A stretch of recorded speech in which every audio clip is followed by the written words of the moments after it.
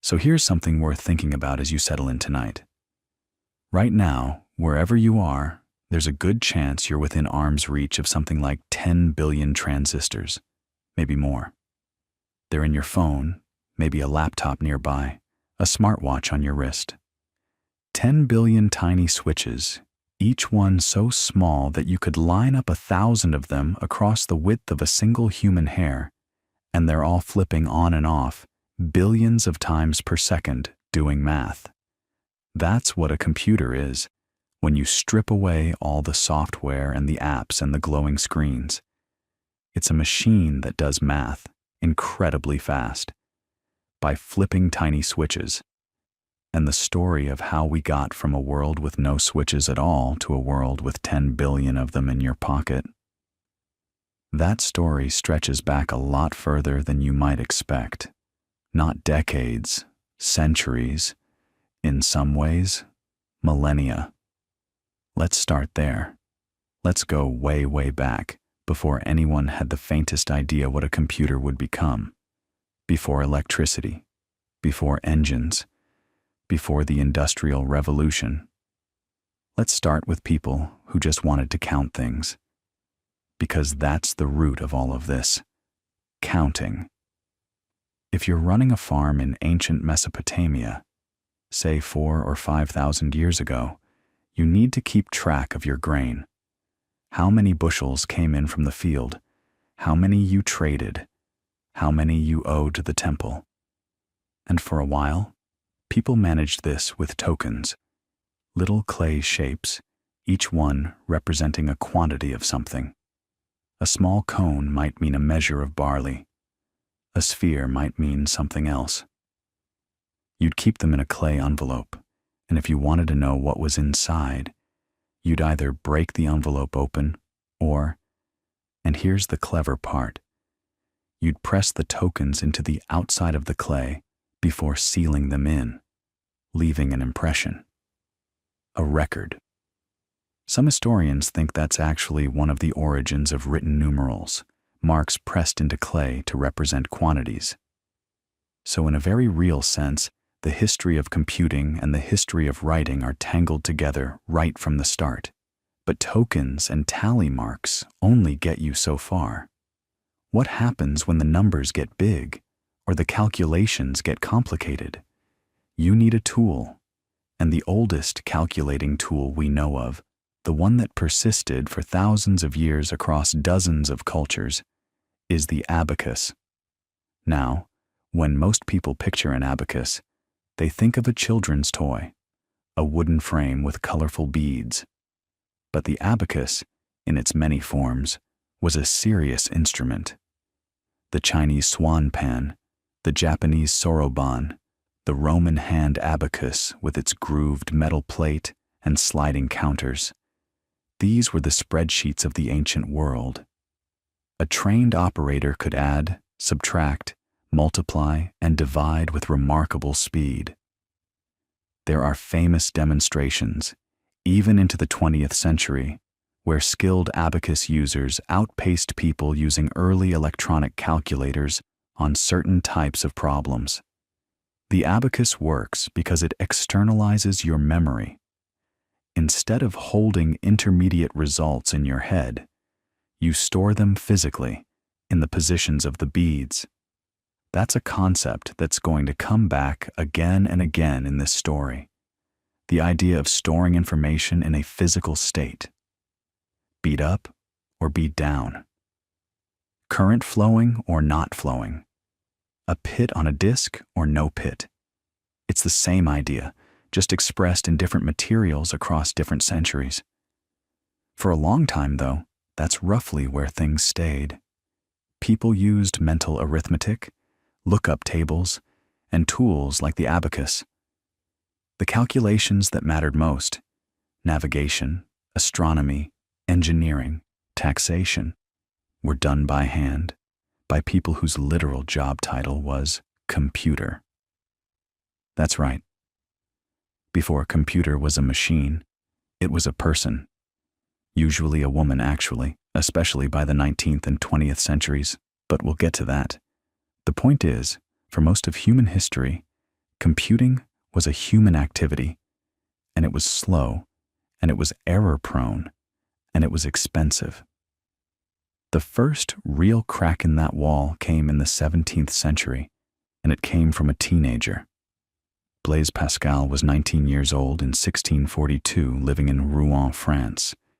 His father, Etienne Pascal, had been appointed by Cardinal Richelieu to reorganize the tax system in Normandy, which was, by all accounts, an absolute mess. Etienne spent his days and nights adding up enormous columns of figures by hand, and young Blaise watched his father grind through this work and thought, there has to be a better way. So he built one. The Pascalin, as it came to be called, was a mechanical calculator about the size of a shoebox. It had a series of interlocking gears, each one with 10 teeth, representing the digits 0 through 9. When you turned one gear past 9, it would engage a mechanism that advanced the next gear by 1, a carry, just like when you add 9 plus 1 on paper and write 0 and carry the 1. That carry mechanism was the hard part. Getting gears to reliably advance the next wheel by exactly one position, every time without jamming or overshooting. Pascal reportedly went through 50 prototypes trying to get it right. 50. And remember, this is the 17th century. There are no precision machine tools.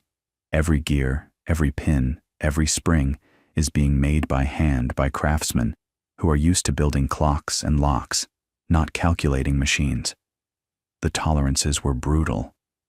Pascal eventually got it working, and he even received a royal patent from King Louis XIV giving him exclusive rights to manufacture and sell calculating machines in France.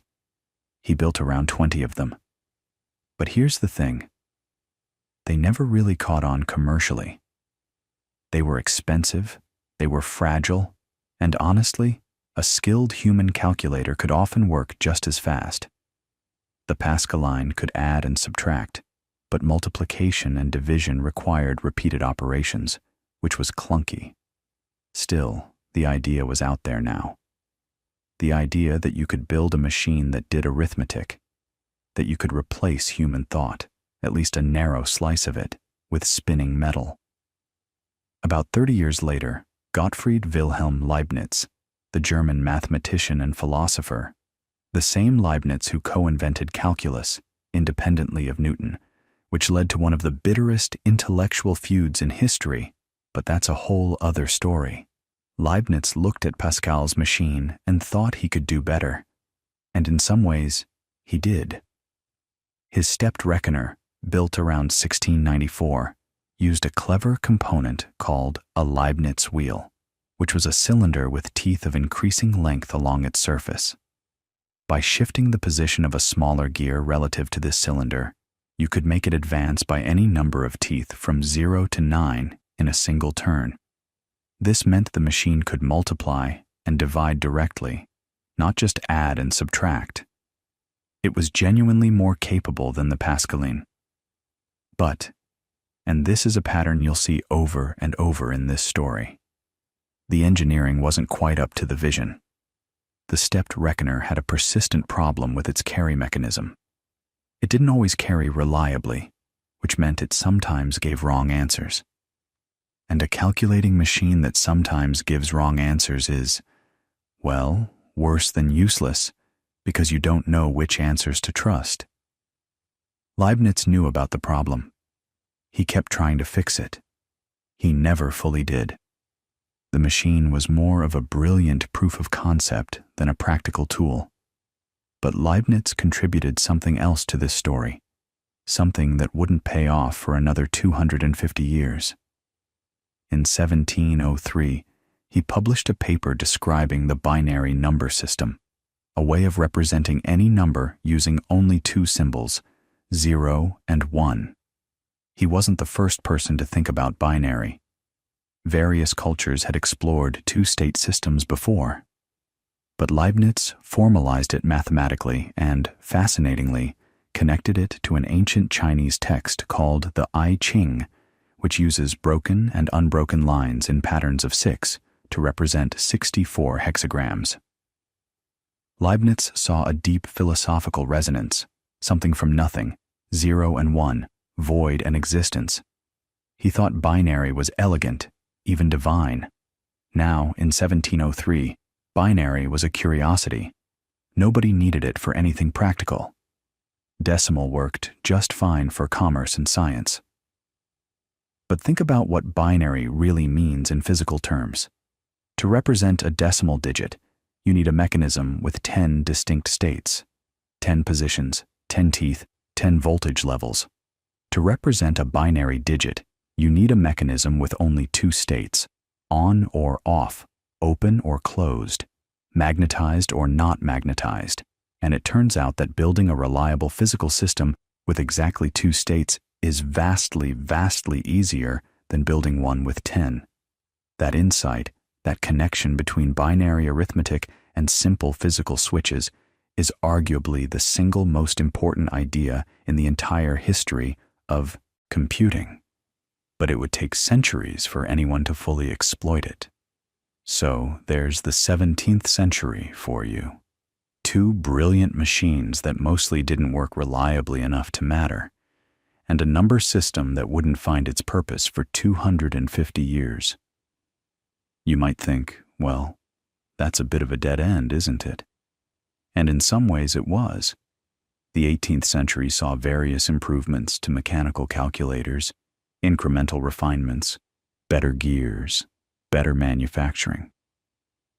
But the next truly transformative leap came from a completely different direction, and it came from an industry you might not expect: textiles. In the early 1800s, the most complex machines in the world weren't in laboratories or observatories. They were in fabric mills.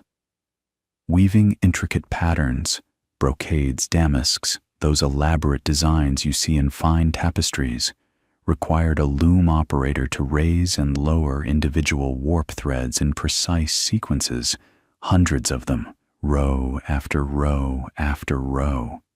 It was incredibly tedious and error-prone. One mistake and the pattern was ruined. A French merchant named Joseph-Marie Jacquard, building on earlier work by inventors like Basile Bouchon and Jacques de Vaucanson, came up with a solution that was, honestly, kind of genius. He used punched cards, stiff rectangles of cardboard with holes punched in specific positions. Each card controlled one row of the pattern. Where there was a hole, a hook could pass through and lift the corresponding thread.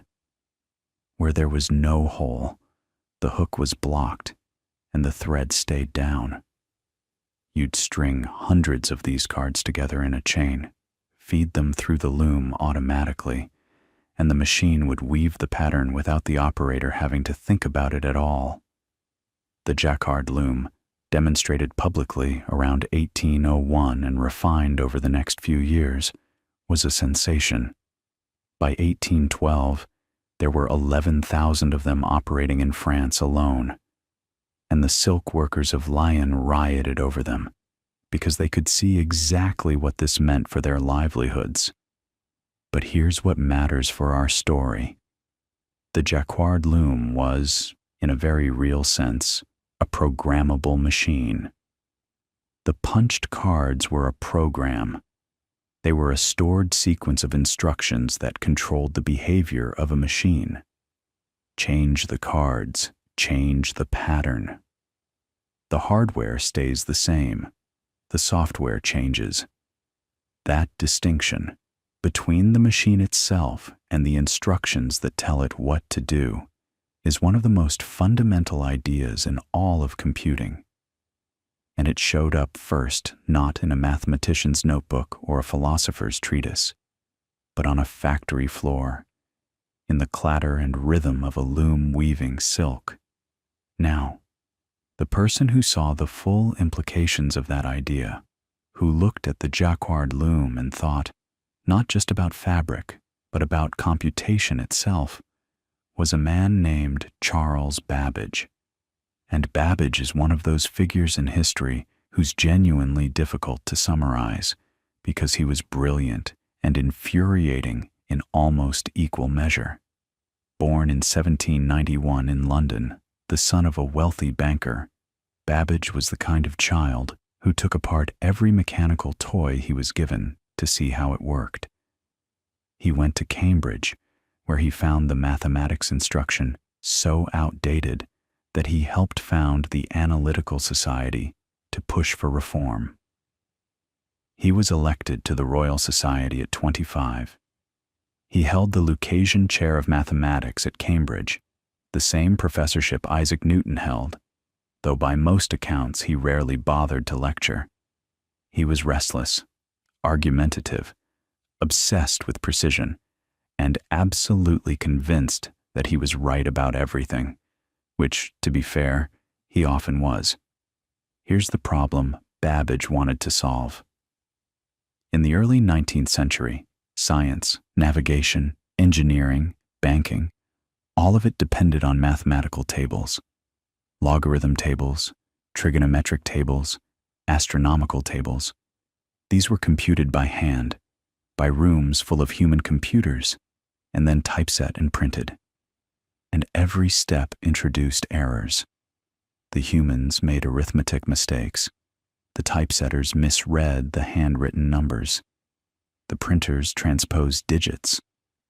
Babbage reportedly once said, and this might be slightly apocryphal, but it captures his frustration perfectly, "I wish to God these calculations had been executed by steam." He wanted to mechanize the entire process, from computation to printing, to eliminate human error entirely. So, around 1822, Babbage proposed what he called the difference engine. The name sounds intimidating, but the principle behind it is actually quite elegant. It's based on something called the method of finite differences, which is a mathematical technique for computing polynomial functions using only addition. You don't need multiplication. You don't need division. Just repeated addition. Think about it this way. If you want to generate a table of square numbers, 1, 4, 9, 16, 25, you can notice that the differences between consecutive squares are 3, 5, 7, 9. And the differences between those differences are all too constant. So if you set up a machine that can add a constant to a running total and feed the result back into the next step, you can generate the entire table mechanically. No multiplication required, just gears turning, adding fixed amounts, cascading results from one register to the next. Babbage built a small working model, about the size of a mantel clock, and demonstrated it to enthusiastic audiences. The British government was impressed enough to fund the project. They eventually sank about £17,000 into it, which was an enormous sum at the time, enough to build a couple of warships. And then things went sideways. The full-scale difference engine was supposed to have around 25,000 parts, machined to tolerances that were, frankly, beyond what most workshops could reliably achieve in the 1820s and 1830s. Babbage hired a brilliant engineer named Joseph Clement to do the fabrication, and for a while, the work progressed. But Babbage kept redesigning things. He'd come up with a better way to do the carry mechanism, or a more elegant gear train, and he'd want to start over. He and Clement argued about money, about workshop ownership, about who owned the tools and drawings. The project dragged on for over a decade with no finished machine. The government eventually lost patience and pulled the funding in 1842. The difference engine number 1 was never completed in Babbage's lifetime. But here's the thing, and this is where Babbage's story gets really interesting. By the mid-1830s, even before the difference engine was officially abandoned, Babbage had already moved on in his mind to something far more ambitious. Something that wouldn't just compute one type of mathematical table, but could, in principle, compute anything. He called it the analytical engine. And the analytical engine is where the Jacquard loom comes back into the story, because Babbage explicitly borrowed the punched card concept. The analytical engine, as Babbage conceived it, would have a store, essentially a memory made up of columns of gears that could hold numbers. It would have a mill, essentially a processor, where arithmetic operations were actually performed. Numbers would be transferred from the store to the mill, operated on, and the results sent back to the store. And the sequence of operations would be controlled by punched cards, just like the Jacquard loom controlled the pattern of a weave. Different cards for different operations: addition, subtraction, multiplication, division. Other cards to specify which numbers to fetch from which locations in the store. You could even have cards that told the machine to jump backward in the card sequence and repeat a set of operations, which is essentially a loop. Conditional branching, doing different things depending on whether a result was positive, negative, or zero. Babbage thought about that too. Let that sink in for a moment. In the 1830s, decades before the light bulb, before the telephone, before anyone had even dreamed of electronics, Charles Babbage designed a machine that had a separate memory and processor that was controlled by a stored program on punched cards that could loop and branch. He essentially described the architecture of a general-purpose computer using nothing but mechanical gears. It's staggering. If it had been built, it would have been the size of a small locomotive powered by steam, and it would have worked. We know this because modern engineers have analyzed his detailed plans, thousands of pages of meticulous drawings, and confirmed that the designs are sound. A portion of the difference engine was actually built to Babbage's specifications in 1991 by the Science Museum in London, and it worked perfectly. But of course, it wasn't built in his time. The engineering challenges were immense, the costs were prohibitive, and Babbage's difficult personality didn't help. He alienated potential supporters, feuded with the government, and spent the later years of his life increasingly bitter and isolated. He died in 1871 with the analytical engine existing only on paper. There's another person in this story, though, who deserves real attention, and that's Ada Lovelace. Augusta Ada King, Countess of Lovelace, was the daughter of the poet Lord Byron, though she never knew her father, who left England when she was an infant. Her mother, determined that Ada would not inherit Byron's romantic temperament, had her rigorously educated in mathematics and science. Ada met Babbage at a party in 1833, when she was 17, and became fascinated by his work. In 1843, Ada published a translation of an Italian mathematician's article about the analytical engine, and she appended a set of extensive notes that were longer than the original article. These notes are remarkable. In them, Ada described how the analytical engine could be programmed to compute a sequence of Bernoulli numbers, a complex series in number theory, and she laid out the step-by-step instructions in a level of detail that many historians consider to be the first computer program ever written. She also articulated something that Babbage himself hadn't fully expressed: the idea that the machine could manipulate symbols of any kind, not just numbers.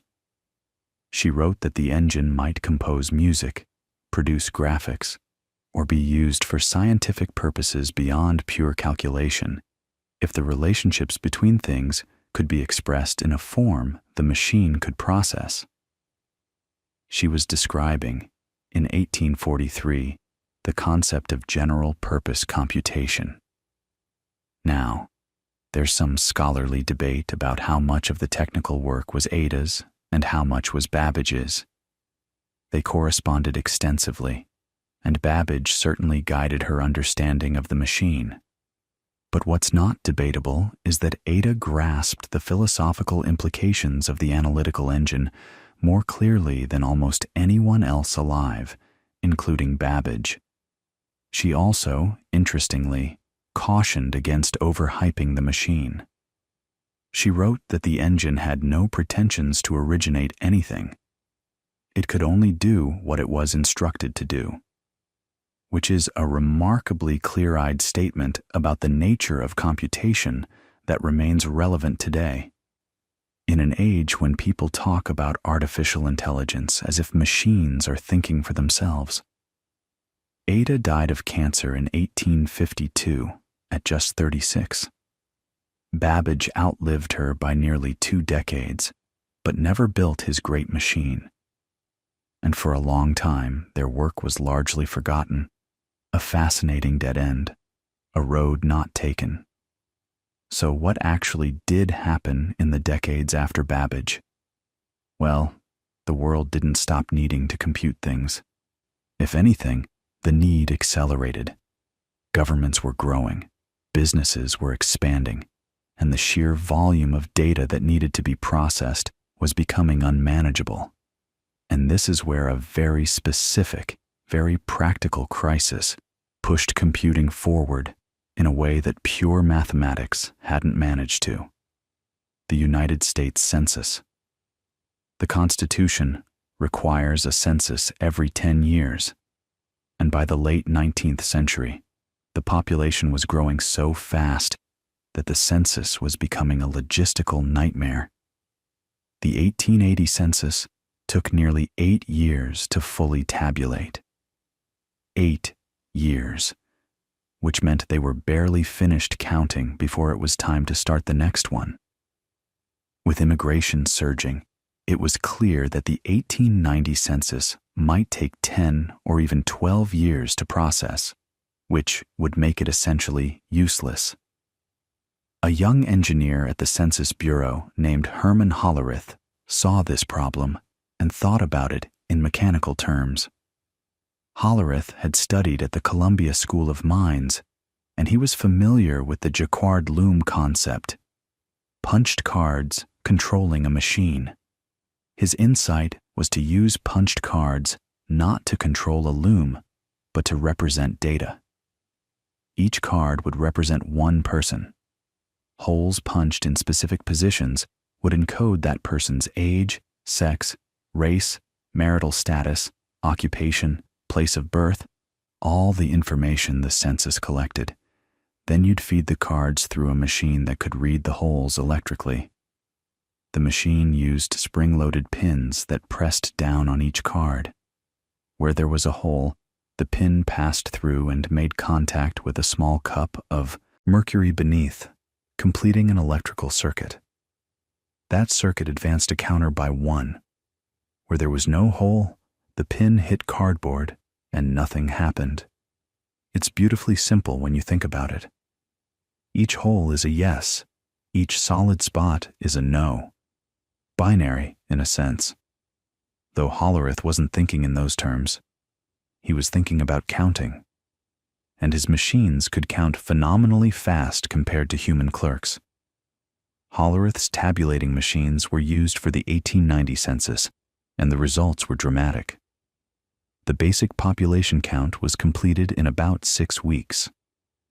The full tabulation, including all the cross-references and breakdowns, took about 2 years, a fraction of what the 1880 census had required, despite the population being significantly larger. The government saved an estimated $5 million. Hollerith became famous. He patented his system, founded a company to lease the machines and sell the cards, and started marketing to railroads, insurance companies, and foreign governments. That company, by the way, Hollerith's tabulating machine company, went through a series of mergers and name changes over the next couple of decades. In 1924, under the leadership of a relentlessly ambitious salesman named Thomas Watson Sr., it was renamed International Business Machines, IBM. So the next time you see those three letters, remember that the company traces its lineage directly back to punched cards and the 1890 census. There's a straight line from Herman Hollerith's mercury cups to the mainframes that would dominate mid-20th century computing. But we're getting ahead of ourselves. Let's stay in this era for a moment, because something important is happening beneath the surface. The punched card systems of the late 1800s and early 1900s were powerful, but they were, fundamentally, tabulating machines. They could count, sort, and collate. They couldn't really compute in the way Babbage had envisioned. They couldn't take the output of one calculation and feed it into the next. They couldn't branch or loop. They were more like very fast, very tireless clerks than like general-purpose computers. The bridge between these tabulating machines and true computers required something else, a theoretical foundation, a way of thinking about computation itself, abstractly, separate from any particular machine. And that foundation was being laid, quietly, in the world of mathematical logic, by people who weren't thinking about machines at all. They were thinking about the nature of truth, the limits of proof, and whether mathematics itself was complete and consistent. It sounds abstract, and it is, but the consequences for computer hardware would be absolutely profound. Because what these mathematicians were about to discover, working with nothing but pencils and paper and the sheer force of abstract reasoning, would define what a computer actually is. Not in terms of gears or wires or transistors, but in terms of what computation means at its deepest level. And once you have that definition, you can build it out of anything. Gears, relays, vacuum tubes, silicon. It doesn't matter. The logic is the same. So let's talk about this. And I promise, even though we're about to wade into some genuinely deep philosophical water, it connects directly to every piece of computer hardware that's ever been built. This is where the soul of the computer gets defined, if you want to think of it that way. The story starts in the late 1800s with a movement in mathematics that might seem, at first glance, hilariously far removed from anything practical. Mathematicians were worried. They were worried about the foundations of their own discipline. See, throughout the 19th century, math had been getting more and more powerful, more abstract, more far-reaching. But some people started noticing cracks, paradoxes, contradictions lurking in the basement. And if mathematics had contradictions at its foundation, then in principle, you could prove anything. True things, false things, nonsense. The whole edifice would be unreliable. So a German mathematician named David Hilbert, one of the most influential mathematicians of his era, maybe of any era, stood up at the International Congress of Mathematicians in 1900 and essentially laid down a challenge. He listed 23 unsolved problems that he thought should guide mathematics in the 20th century. But underlying many of them was a bigger question, one that Hilbert would make even more explicit over the next few decades. He wanted to know, can we put mathematics on a perfectly solid foundation? Specifically, he wanted three things. First, completeness. Can every true mathematical statement be proved? Second, consistency. Can we be sure that mathematics will never produce a contradiction? And third, decidability. Is there a mechanical procedure, an algorithm, that can determine whether any given mathematical statement is true or false? That third one, decidability, is the one that matters most for our story. Hilbert called it the Entscheidungsproblem, which is German for decision problem. And what he was really asking, without quite knowing it, was, is there a limit to what computation can do? Can you build a machine, even a hypothetical perfect machine, that can answer any mathematical question you feed it? Hilbert believed the answer was yes. He was an optimist about these things. He famously declared, "We must know. We will know." It's actually inscribed on his tombstone in Göttingen. Beautiful sentiment. But he was wrong, and the person who first showed he was wrong was a quiet, almost impossibly brilliant Austrian logician named Kurt Gödel. In 1931, Gödel published a paper that is, without exaggeration, one of the most important intellectual achievements of the 20th century. He was 25 years old. And what he proved, his incompleteness theorems, shattered Hilbert's dream. The first incompleteness theorem says, roughly, that in any consistent mathematical system that's powerful enough to describe basic arithmetic, there will always be true statements that cannot be proved within that system. Always.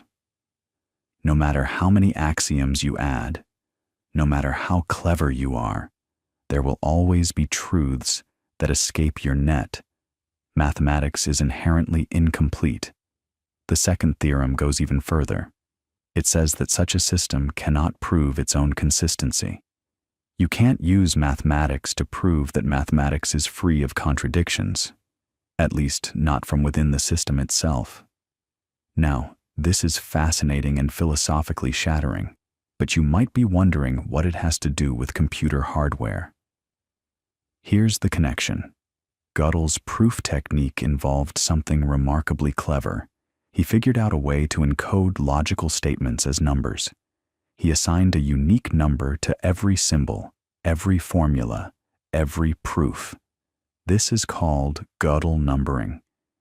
And once you do that, statements about mathematics become mathematical statements themselves. It's self-referential. It's a bit like a snake eating its own tail.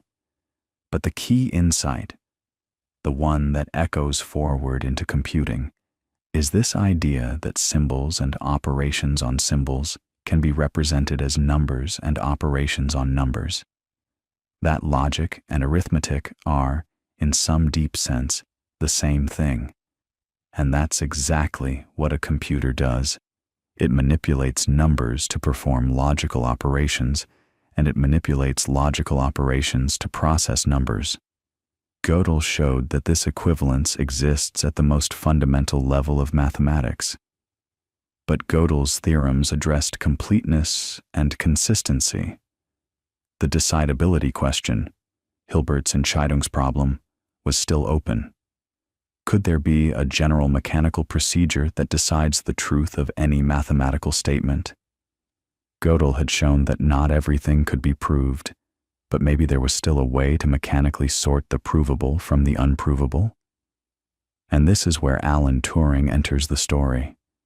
And honestly, if you only remember one person from this entire journey through computer history, Turing might be the one, not because he built the most important machine, though he contributed to some extraordinary ones, but because he defined what a machine is. He gave computation its mathematical soul. In 1936, Turing was a 23-year-old graduate student at King's College, Cambridge. He'd been thinking about Hilbert's decision problem, and he approached it from an angle that nobody else had quite taken. Instead of working purely within mathematical logic, he asked a very concrete question. What does it actually mean to compute something? When a human being sits down with a pencil and paper and works through a calculation, step by step, what are they actually doing? What are the fundamental operations? And Turing, in a stroke of genius, stripped the process down to its absolute essentials. He imagined a hypothetical machine, not a real, physical machine, but an abstract one, a thought experiment. This machine has an infinitely long tape divided into cells, each of which can hold a symbol.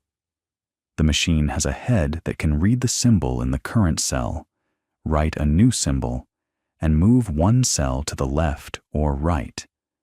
And the machine operates according to a table of rules. If you're in this state and you read this symbol, then write that symbol, move in this direction, and go to that state. That's it. That's the whole machine. Read, write, move, change state. Incredibly simple. And here's what's wild about this. Turing showed that this absurdly simple machine can compute anything that is computable. Anything.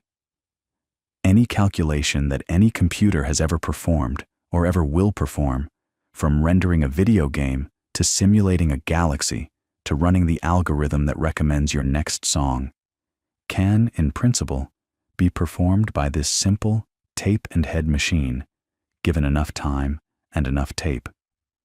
This is the Church-Turing thesis, named for Turing and the American mathematician Alonzo Church, who independently reached similar conclusions using a different mathematical framework called lambda calculus. The thesis says that any effectively computable function can be computed by a Turing machine. It's never been proved in the mathematical sense. It's more of a definition, a stake in the ground. But no one has ever found a counterexample. Every model of computation that anyone has ever come up with turns out to be equivalent in power to a Turing machine. Your laptop, your phone, a quantum computer. They're all Turing machines. They might be faster, they might be more efficient, but they can't compute anything that Turing's simple imaginary tape machine can't. And here's the kicker, the thing that answered Hilbert's question. Turing used his machine to prove that there are problems that no Turing machine can solve. The most famous one is the halting problem. Can you build a Turing machine that takes any program and any input and determines whether that program will eventually stop or whether it will run forever?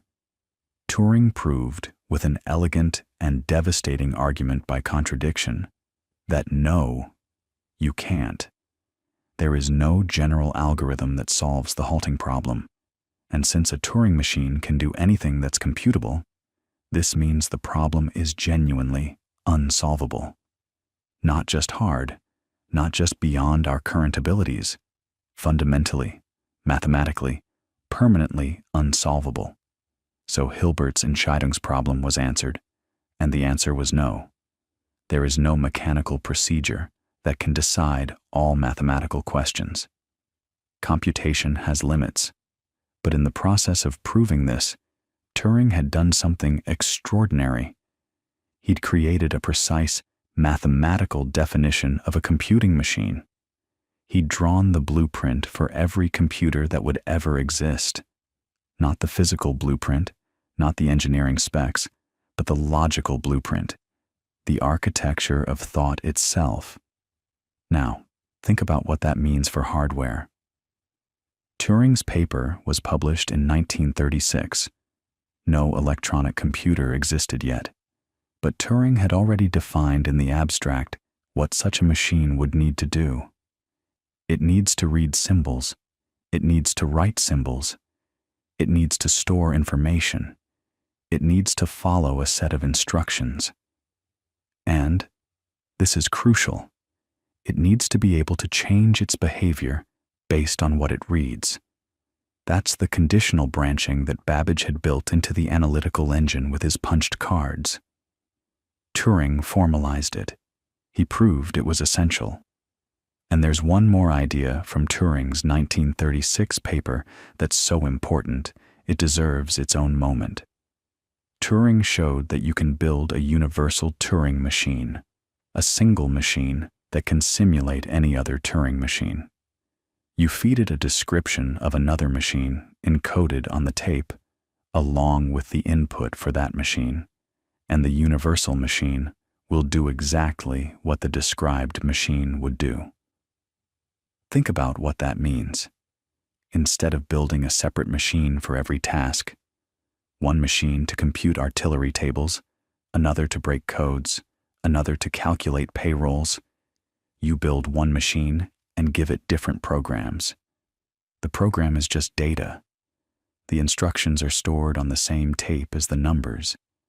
This is the concept of the stored program computer, and it is the single most important architectural idea in the history of computing. Every computer you've ever used is a universal machine in exactly this sense. When you install a new app on your phone, you're not changing the hardware. You're feeding a new description, a new program, to a universal machine. Turing wasn't the only one thinking along these lines, of course. Alonzo Church at Princeton had his lambda calculus. Emil Post, another American mathematician, independently described a model very similar to Turing's. But Turing's formulation was the most intuitive, the most machine-like, and it's the one that had the most direct influence on the people who would actually build computers in the years that followed. And those years were coming fast because the world was about to be engulfed by the most destructive conflict in human history, and that conflict would create an almost desperate need for computation on a scale that no army of human clerks could provide. The Second World War didn't invent the computer, but it accelerated its development by decades. It poured money, talent, and urgency into problems that demanded mechanical computation, ballistic trajectories, code breaking, nuclear weapon simulations, logistics, and the machines that emerged from that crucible would be the first real physical electronic computers.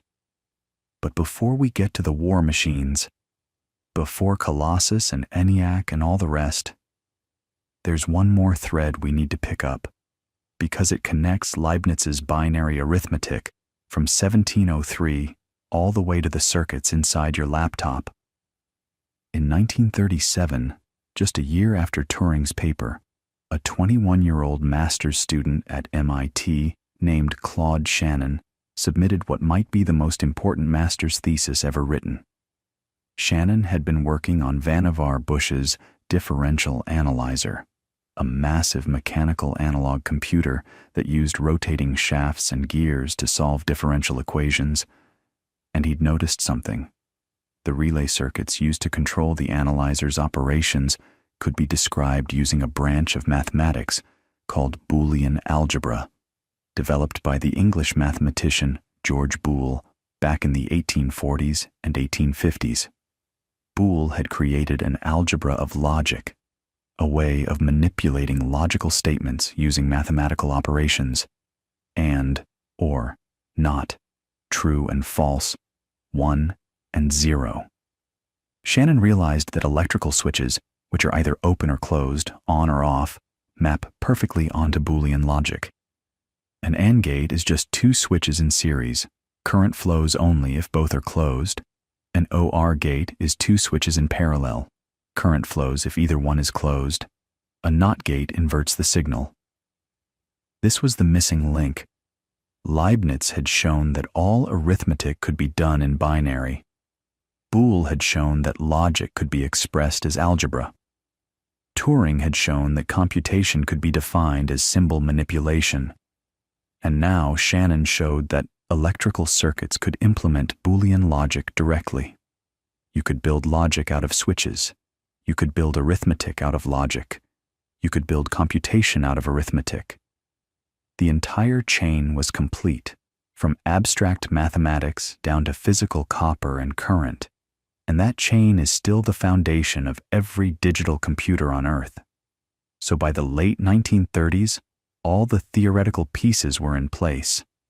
The definition of computation, the architecture of a universal machine, the connection between binary arithmetic, Boolean logic, and electrical switching circuits. What was needed now was someone to actually build the thing, and as it turned out, several someones were already trying in several different countries, often in secret, often not knowing about each other's work. The race to build the first real computer was about to begin, and it would be driven not by curiosity alone, but by the grinding, desperate machinery of war. Because by 1939, the world was on fire, and it turns out that war, for all its horror, is one of the most powerful accelerators of technology that humanity has ever known. Governments that would never have funded a strange mathematical machine in peacetime suddenly found themselves desperate for exactly that kind of machine, because the problems of modern warfare, ballistics, cryptography, logistics, were drowning them in computation. There were more calculations to do than human beings could possibly handle, and the side that could compute faster might very well be the side that survived.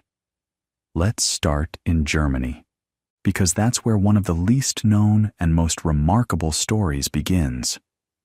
A man named Konrad Zuse, a civil engineer working in Berlin, had gotten thoroughly fed up with the tedious calculations his job required. Structural stress analysis, load calculations, all done by hand, page after page. Zuse was the kind of person who looked at a boring problem and thought, "There has to be a machine that can do this for me." And so, working essentially alone in his parents' living room, and I want you to really picture that, because it's kind of extraordinary, he started building a computing machine in 1936. His first machine, the Z1, was entirely mechanical, built from thin sheets of metal that he cut and assembled by hand. It used binary. It used floating-point arithmetic, which is a way of representing very large and very small numbers efficiently. It even had a rudimentary separation between the processing unit and the memory, echoing that store and mill concept that Babbage had dreamed up a century earlier. The Z1 was unreliable, the mechanical parts jammed and stuck, but the ideas behind it were genuinely ahead of their time. Zuse kept going. By 1941, he had completed the Z3, and this is the machine that really matters. The Z3 used electromechanical relays instead of the finicky metal sheets of the Z1. Relays are switches controlled by electromagnets. You send current through a coil. It creates a magnetic field. The field pulls a metal contact closed, and now current can flow through a second circuit. Click, on or off. 1 or 0. They're slow by modern standards, maybe a few dozen switching operations per second, and they make a wonderful clattering noise when they're working, like a room full of tiny hammers. But they're reliable. They either click or they don't. The Z3 was programmable. It read its instructions from punched film, old movie film actually, because that's what Zuse could get his hands on in wartime Berlin. It could do addition, subtraction, multiplication, division, and square roots, all in binary floating point. It had a memory of 64 words. And here's the thing. It was Turing complete, meaning it could, in principle, compute anything that a Turing machine could compute, given enough memory and time. Whether Zuse himself fully understood the theoretical significance of that is debated, but the machine he built was, by any reasonable definition, a working programmable computer. And almost nobody outside of Germany knew about it. Zuse never got the support from the German military that he deserved. The Nazi government, remarkably, didn't grasp the strategic importance of what he was doing.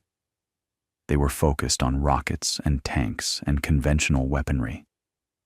Zuse's funding was minimal, his resources were scrounged, and in 1943, an Allied bombing raid destroyed the Z3 along with his workshop. He kept working, started building the Z4, moved the project to safer locations as the war closed in, and eventually smuggled the partially completed Z4 into the Alpine village of Hinterstein in the final chaotic weeks of the war. He hid it in a barn. A working computer, hidden in a barn in the Alps, while the Third Reich collapsed around it. You couldn't make this up. Now let's cross the English Channel, because a very different kind of computing effort was underway in Britain, and this one was driven by one of the most urgent problems of the war: breaking German codes. The Germans were using a family of encryption machines, the most famous being the Enigma machine.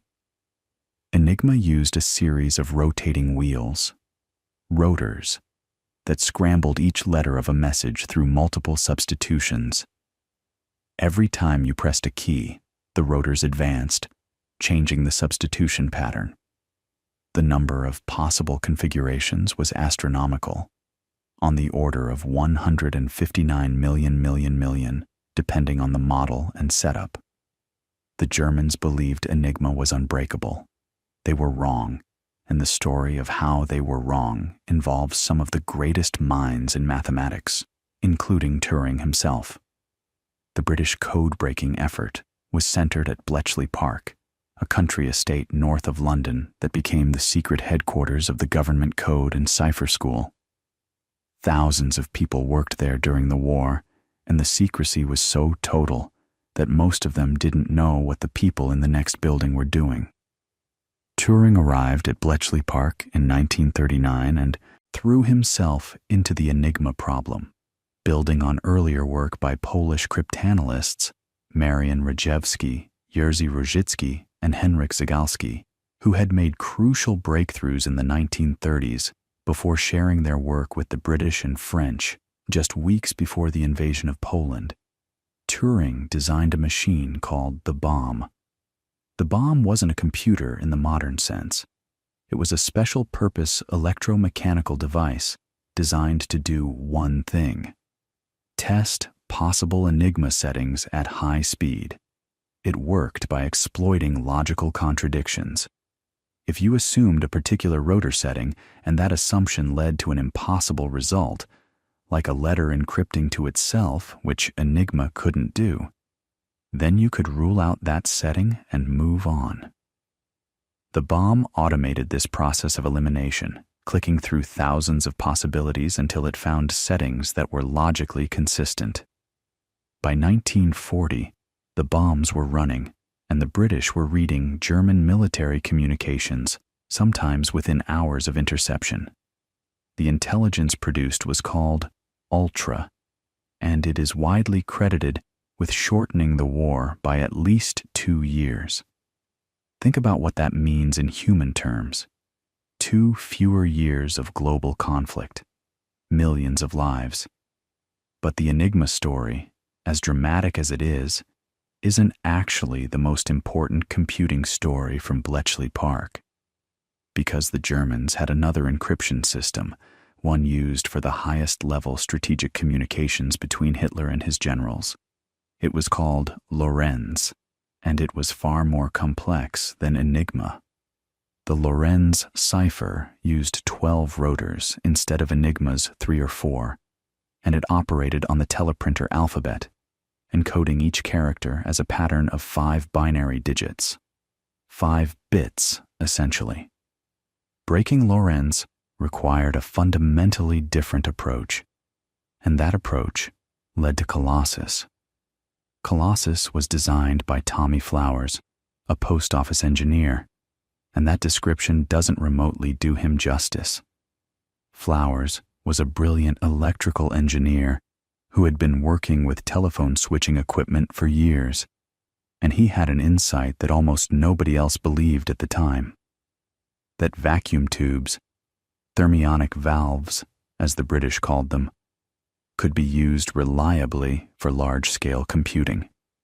The conventional wisdom was that vacuum tubes were too fragile, too unreliable, too prone to burning out. If you built a machine with thousands of them, the thinking went, something would always be broken.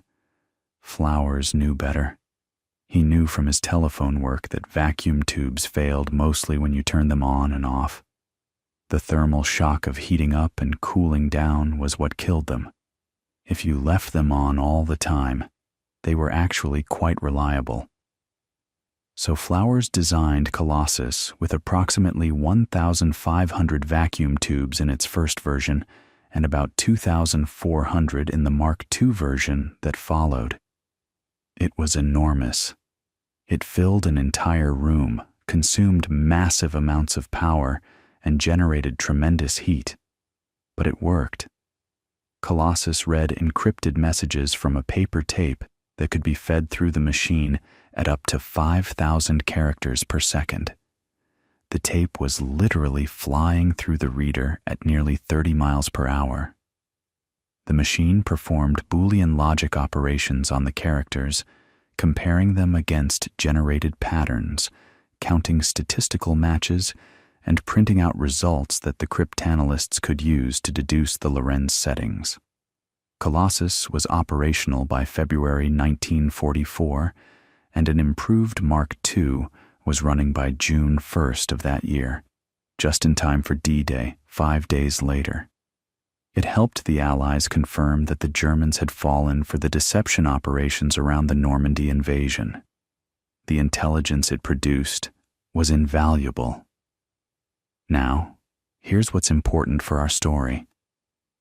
Colossus was not a general-purpose computer. It was designed for one specific task: statistical analysis of Lorenz ciphertext.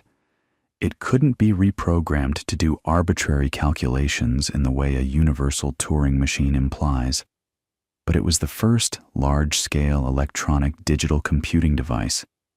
It proved that Tommy Flowers was right. You could build a machine with thousands of vacuum tubes, and it would work. That proof of concept was enormously important for everything that came after. And yet, almost nobody knew about it. Colossus was classified top secret. After the war, most of the machines were dismantled, and the people who built and operated them were sworn to secrecy. Tommy Flowers received an award of £1,000 for his work, which didn't even cover the personal money he'd spent on the project, and went back to his job at the post office. The full story of Colossus wasn't declassified until the 1970s, and many details didn't emerge until the 2000s. For decades, the history of computing was written without Colossus in it, and other machines got the credit for being first.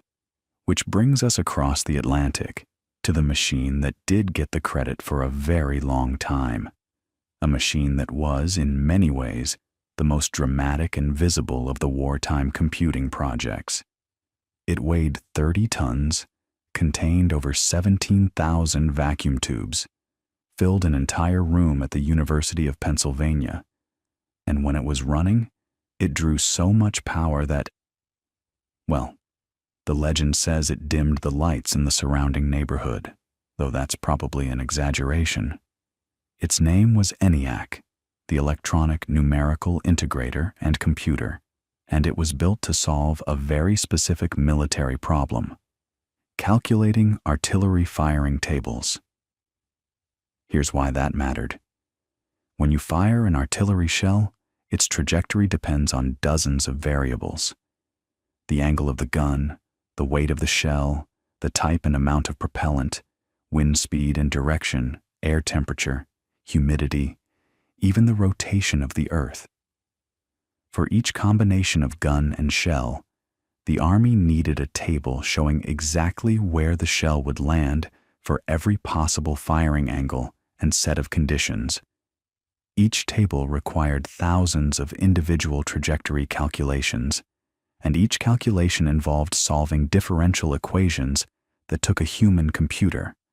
And yes, that was the job title: computer, a person who computes. About 30 to 40 hours to work through by hand. The Army's ballistic research laboratory was hopelessly behind. They had rooms full of human computers, mostly women, working with mechanical desk calculators, and they still couldn't keep up with demand. John Mauchly, a physicist at the University of Pennsylvania, proposed building an electronic machine to do these calculations at unprecedented speed. He teamed up with J. Presper Eckert, a brilliant young engineer, and together they convinced the Army to fund the project. Construction began in 1943, and ENIAC was completed in late 1945. Too late for the war it was designed to support, but just in time to become the most famous computer in the world. ENIAC was a beast. Those 17,000 vacuum tubes generated so much heat that the room had to be specially cooled. The machine could perform 5,000 additions per second, which was orders of magnitude faster than any previous calculating device. But here's the catch.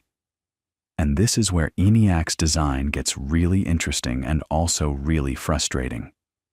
ENIAC was not a stored program computer.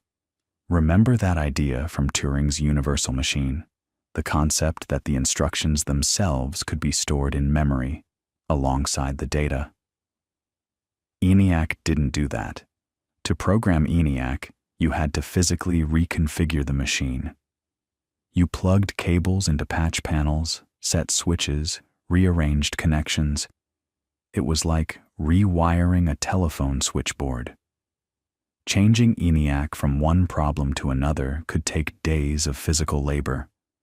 The people who did that labor, by the way, were 6 women: Kay McNulty, Betty Jennings, Betty Snyder, Marlon Meltzer, Fran Biles, and Ruth Lichterman. They were the first ENIAC programmers, and for decades their contribution was almost completely overlooked. They figured out how to translate mathematical algorithms into physical cable configurations, debugging the machine by crawling inside it and tracing circuits by hand. They essentially invented programming methodology for electronic computers, and they did it without manuals, because no manuals existed. Their story is one of the great, overlooked chapters in computing history, and it's only in recent decades that they've begun to receive the recognition they deserve. But the architectural limitation of ENIAC, the fact that it wasn't a stored program machine, was recognized almost immediately, and the solution came from an unexpected direction. In 1944, a mathematician named John von Neumann got involved with the ENIAC project, and what happened next would reshape the entire future of computer design. Von Neumann was already one of the most famous mathematicians in the world, a polymath who had made contributions to quantum mechanics, game theory, mathematical logic, and half a dozen other fields. He had an extraordinary mind, and by most accounts, an extraordinary personality to match. When he learned about ENIAC, he immediately grasped both its power and its limitations, and he began thinking about what the next machine should look like. In June 1945, von Neumann circulated a document that would become one of the most influential papers in the history of computing. It was called First Draft of a Report on the EDVAC being the planned successor to ENIAC, and in it, von Neumann laid out the architecture of a stored program computer.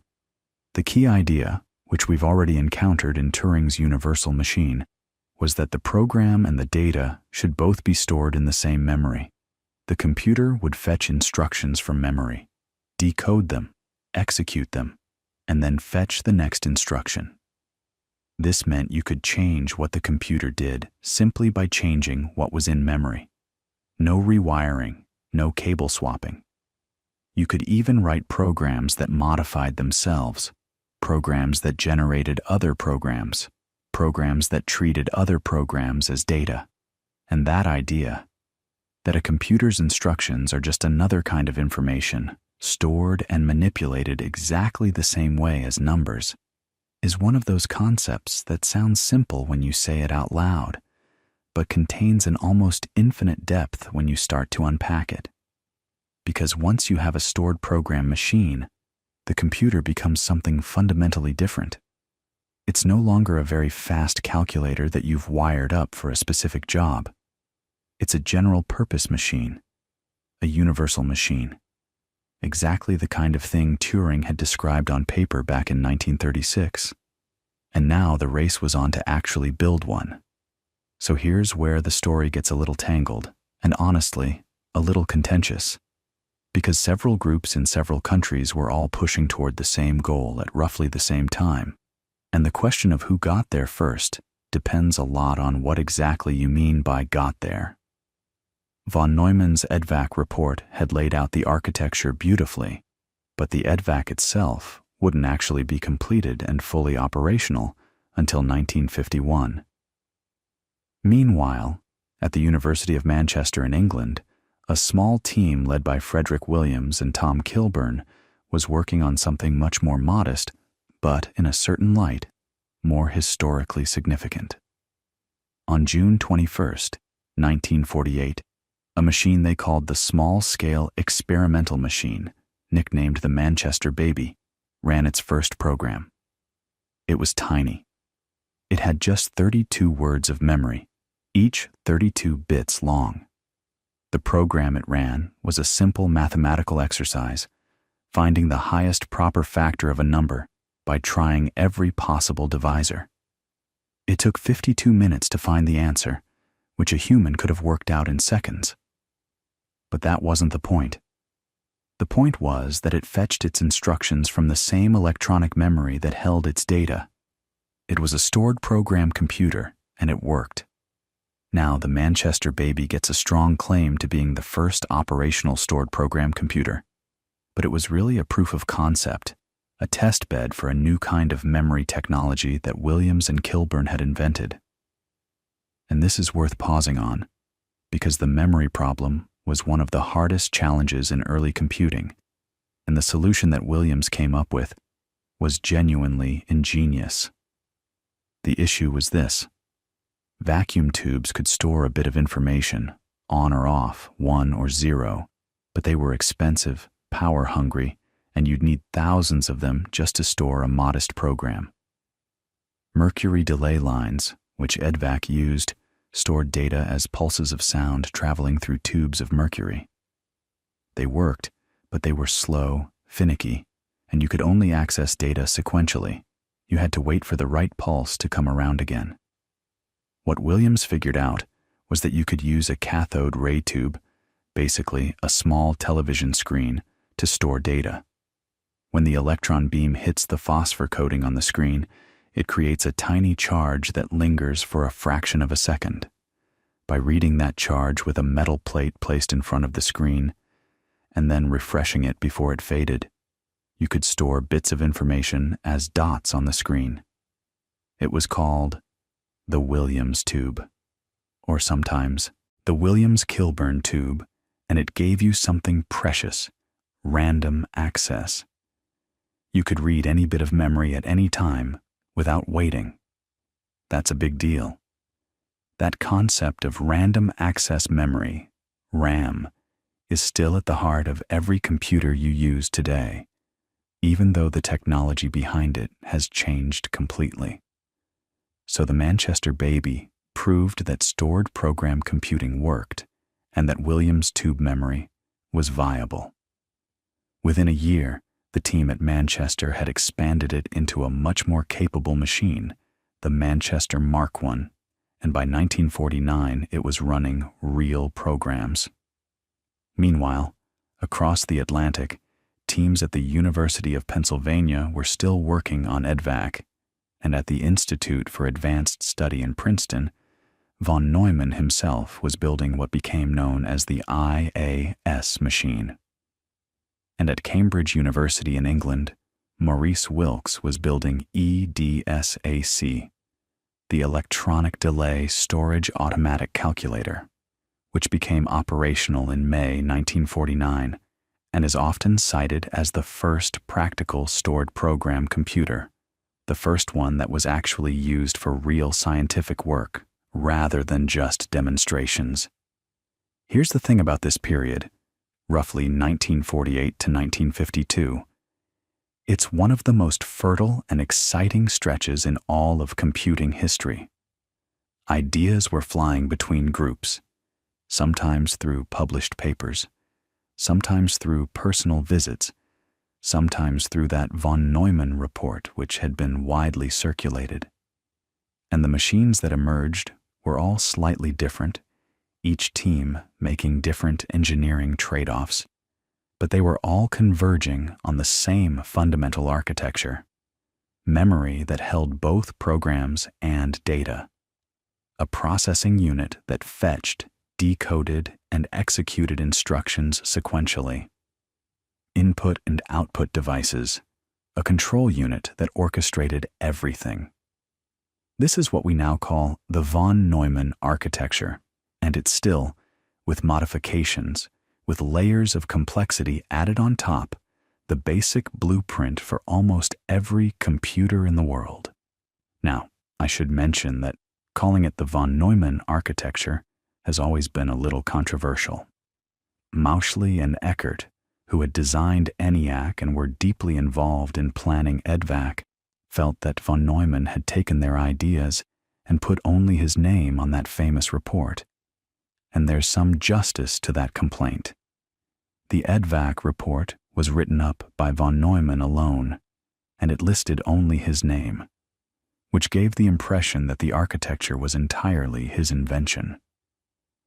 In reality, the ideas emerged from conversations among several people, and Eckert in particular had been thinking about stored program concepts before von Neumann arrived. The resulting bitterness contributed to Mauchly and Eckert leaving the University of Pennsylvania to start their own company, which eventually produced the UNIVAC, one of the first commercial computers. The authorship dispute also had a practical consequence. Because von Neumann's report had been widely distributed without any patent protection, the stored program concept entered the public domain. Nobody could patent it, which, depending on your perspective, was either a terrible injustice to the inventors or one of the best things that ever happened to computing, because it meant anyone could build a stored program computer without paying licensing fees. Let's talk about UNIVAC for a moment, because it represents a turning point, the moment when computers stopped being purely scientific instruments and started entering the wider world.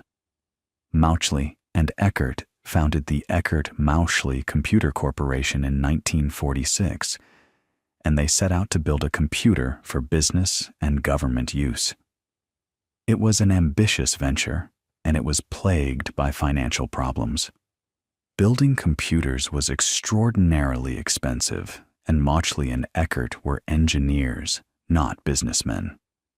They burned through their funding, nearly went bankrupt, and eventually sold their company to Remington Rand in 1950. But they kept building, and in March 1951, the first UNIVAC-1 was delivered to the United States Census Bureau, a direct descendant, in a way, of Hollerith's tabulating machines from 60 years earlier. The UNIVAC used mercury delay lines for memory, could handle both numbers and alphabetic characters, and used magnetic tape for input and output instead of punched cards. It was a serious machine. But what really put UNIVAC on the map was television. In November 1952, CBS used a UNIVAC to predict the outcome of the presidential election between Dwight Eisenhower and Adlai Stevenson. The computer, fed early returns, predicted a landslide victory for Eisenhower. The CBS team was so skeptical, the polls had suggested a close race, that they initially didn't broadcast the prediction. But UNIVAC was right. Eisenhower won in a landslide, almost exactly as the computer had forecast. Suddenly, millions of Americans had seen a computer do something impressive and understandable. It wasn't calculating artillery tables or breaking codes. It was predicting an election on live TV. The word computer entered the popular vocabulary almost overnight. And this is around the time when the technology itself was about to undergo its first great transformation, because vacuum tubes, for all their speed, had a fundamental problem. They burned out. A machine like ENIAC with its 17,000 tubes was essentially guaranteed to have a tube failure every few hours. Engineers spent as much time replacing dead tubes as they did running programs. The tubes generated enormous amounts of heat, which meant you needed elaborate cooling systems, which meant the machines were huge and expensive to operate. There's a famous, possibly apocryphal, story about moths being attracted to the warm glow of vacuum tubes and causing short circuits, which is sometimes cited as the origin of the term debugging, though the actual story of the first computer bug involves Grace Hopper and a moth found in a relay of the Harvard Mark II in 1947. Either way, the point stands. Vacuum tubes were fragile, hot, power-hungry, and fundamentally limited. The solution had actually already been invented, though almost nobody in the computing world was paying attention when it happened. On December 16, 1947, at Bell Laboratories in Murray Hill, New Jersey, two physicists named John Bardeen and Walter Brattain, working under the supervision of William Shockley, demonstrated a new kind of electronic device. They called it the transistor. And to understand why the transistor changed everything, why it's arguably the most important invention of the 20th century, you need to understand a little bit about what it does and how it does it. At its most basic level, a transistor is a switch, just like a vacuum tube. It can be on or off, conducting current or not. But it does this using a completely different principle, semiconductor physics instead of thermionic emission. Instead of heating a filament in a vacuum to boil off electrons, a transistor uses a small piece of semiconductor material, usually silicon or germanium, that's been carefully treated, doped, the engineers call it, with tiny amounts of impurities that change its electrical properties.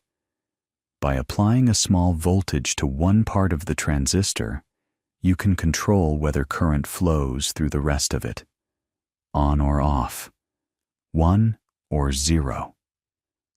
Now, the advantages of transistors over vacuum tubes are so overwhelming that it's almost hard to list them all. They're smaller, enormously smaller. They use far less power. They generate far less heat. They're more reliable by orders of magnitude. They're faster. They're cheaper to manufacture, especially once production techniques improved. And perhaps most importantly, they can be made smaller and smaller and smaller, a property that would eventually reshape the entire world in ways that nobody in 1947 could have possibly imagined.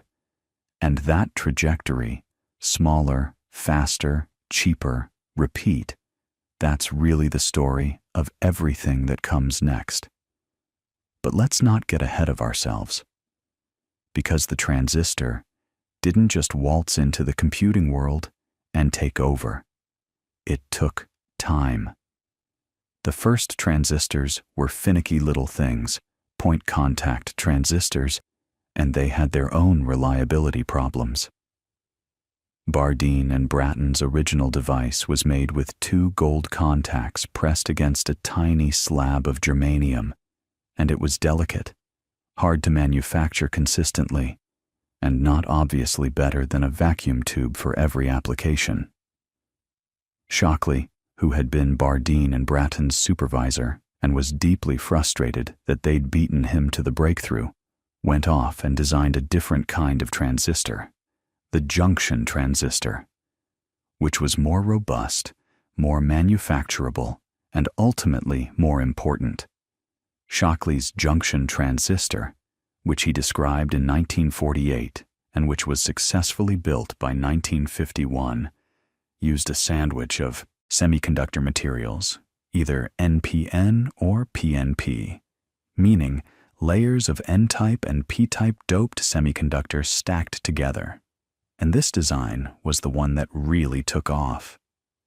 Now, there's a whole human drama here that's worth pausing on, because it shaped Silicon Valley itself. Shockley was brilliant, genuinely brilliant, but he was also, by most accounts, an extraordinarily difficult person to work with. Paranoid, competitive, prone to taking credit for other people's work. The tension between Shockley and Bardeen became so bad that Bardeen eventually left Bell Labs for the University of Illinois. All 3 of them, Bardeen, Brattain, and Shockley, shared the 1956 Nobel Prize in Physics for the transistor, but by then the relationships were deeply strained, and Shockley's personality would have even bigger consequences soon after, because in 1956 he left Bell Labs and moved to Mountain View, California, to start his own company, Shockley Semiconductor Laboratory.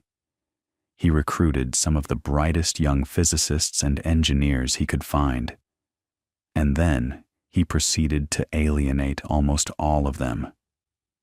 In 1957, 8 of his top researchers, they became known as the Traitorous Eight, left Shockley's company to found Fairchild Semiconductor. And Fairchild Semiconductor became the seedbed of Silicon Valley. 2 of those 8, Robert Noyce and Gordon Moore, would later leave Fairchild to found Intel. So you can draw a direct line from Shockley's impossible personality to the creation of the company that would eventually put a processor in almost every computer on Earth. History is funny that way. But anyway, the point is that transistors needed time to mature. The first fully transistorized computer is generally considered to be the Manchester University Transistor computer, which ran its first program in November 1953. It used point-contact transistors, and it was more of a proof of concept than a practical machine. The first commercially available transistorized computer was the IBM 7090 series. Well, actually, let me back up. There were several contenders. The Harwell Cadet in 1955, Tradic, built by Bell Labs for the Air Force in 1954, but the machine that really signaled the shift was the IBM 7090, which arrived around 1959 and replaced the vacuum tube IBM 709. It was 6 times faster, used far less power, and was far more reliable. And once IBM committed to transistors, the vacuum tube era in computing was essentially over. Here's what's really interesting about this transition, though. It wasn't just that transistors were better components. They enabled a completely different approach to building computers. With vacuum tubes, you were always fighting against heat, power consumption, and failure rates.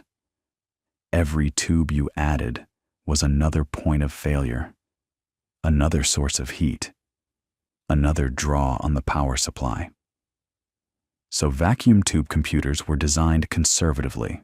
Engineers used as few tubes as they could get away with. But with transistors, suddenly you could afford to be more ambitious.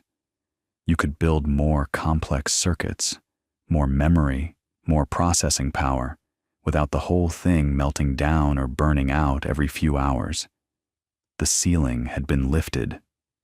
And this is where we need to talk about what might be the single most important idea in the history of computer hardware, the integrated circuit.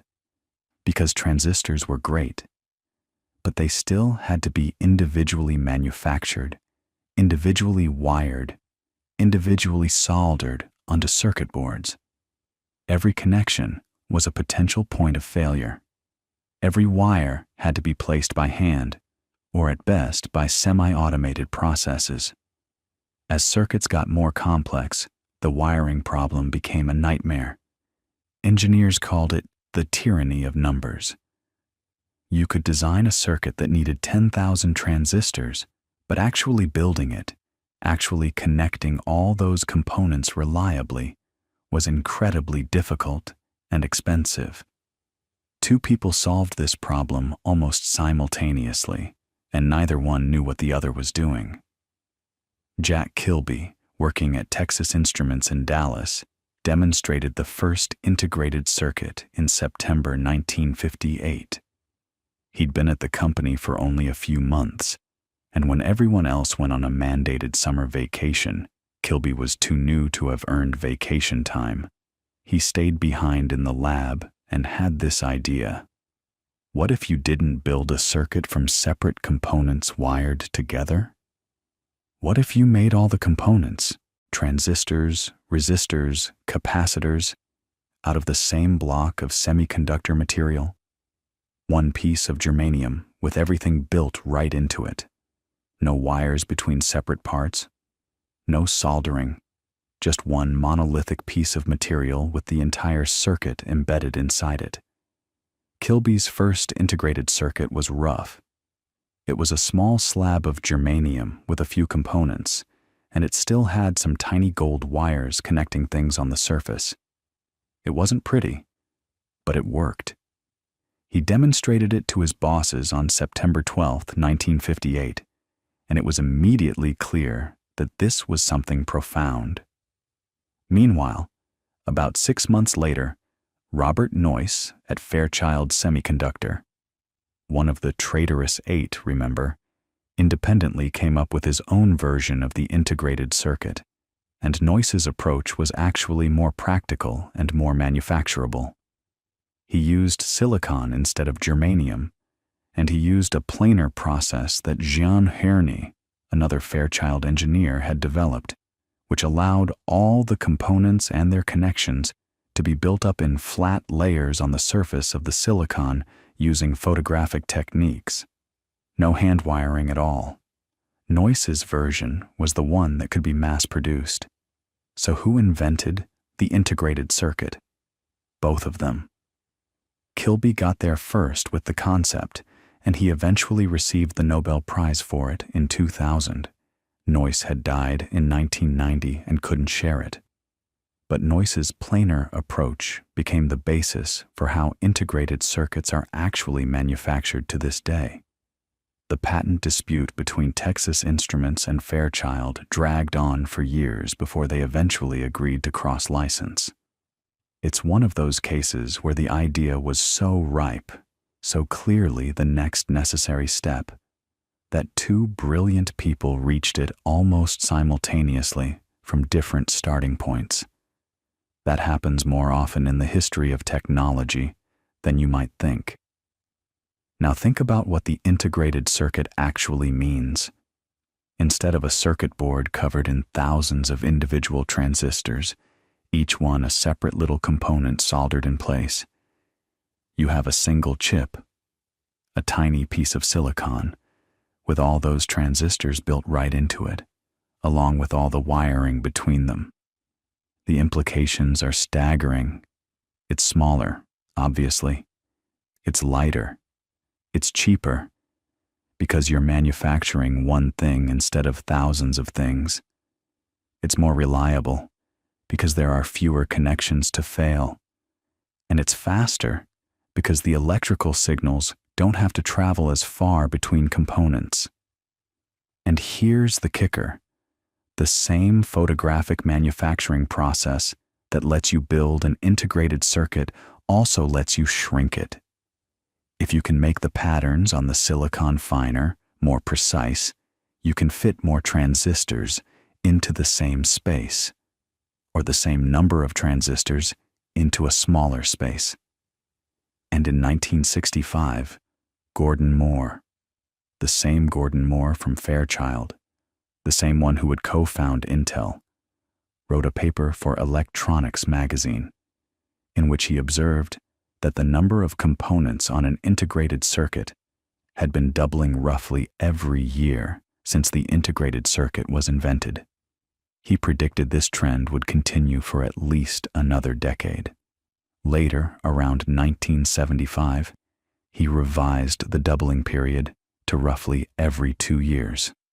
This observation became known as Moore's Law, and it's not really a law of physics. It's more of an observation about the pace of engineering innovation and economic incentive. But it held up. For decades, it held up with remarkable consistency. The number of transistors on a chip doubled approximately every 2 years, which meant that computing power grew exponentially, while costs fell exponentially. Think about what exponential growth actually means in practice. If you start with a chip containing 2,000 transistors in 1971, which is roughly what Intel's first microprocessor, the 4004, had, and you double that every 2 years, then by 1981 you have around 100,000. By 1991, a million. By 2001, tens of millions. By 2011, billions. And that's almost exactly what happened. The chip in your phone right now, if you have a recent smartphone, contains somewhere in the neighborhood of 10 to 15 billion transistors. Each one of those transistors is doing the same fundamental thing that Bardeen and Brattain's original device did in 1947, switching on and off, representing a 1 or a 0. But there are billions of them packed into a space smaller than your fingernail, switching billions of times per second. But we're getting ahead of the story again. Let's go back to the 1960s, because the integrated circuit didn't just make computers smaller and faster, it made an entirely new kind of computer possible. Before integrated circuits, computers were big, expensive machines that lived in special air-conditioned rooms and were tended by teams of specialists. They were institutional tools, owned by governments, universities, and large corporations. The idea that an ordinary person might own a computer, might have one sitting on a desk, was basically science fiction. It sounded absurd. And yet, within about 15 years of the integrated circuit's invention, that's exactly what started to happen. The bridge between those massive institutional mainframes and the personal computer sitting on your desk was a category of machine that people sometimes forget about, the mini-computer. And the story of mini-computers is really the story of one company in particular, at least at first, Digital Equipment Corporation, or DEC, founded by Ken Olsen in 1957. Olsen had worked at MIT's Lincoln Laboratory, where he'd been involved with some of the most advanced computing projects of the era, and he came away with a conviction that computers didn't have to be these enormous million-dollar behemoths. He believed you could build something smaller, more affordable, more interactive, something that a small team or even a single engineer could work with directly, rather than submitting punch cards to an operator and waiting hours for results. In 1960, DEC released the PDP-1, and it cost about $120,000. Now, that's not cheap by any stretch, but compared to the millions that a typical IBM mainframe cost at the time, it was revolutionary. The PDP-1 was roughly the size of a large refrigerator, which again doesn't sound small to us now, but in a world where computers filled entire rooms, it was a dramatic reduction. And here's what really mattered. The PDP-1 was interactive. You could sit at a terminal and type commands and get responses in real time. You could actually have a conversation with the machine, in a sense. This was a fundamentally different experience from batch processing, where you'd prepare your program on punch cards, hand them over, and come back later to see if it worked. The PDP series kept evolving, and in 1965, DEC released the PDP-8, which is often called the first commercially successful mini-computer. It cost about $18,000, still a lot of money, but within reach of smaller laboratories, engineering firms, even some high schools. The PDP-8 was about the size of a small filing cabinet. It used integrated circuits, which is what made that size and price point possible. And it sold in the tens of thousands, which was an astonishing number for a computer at that time.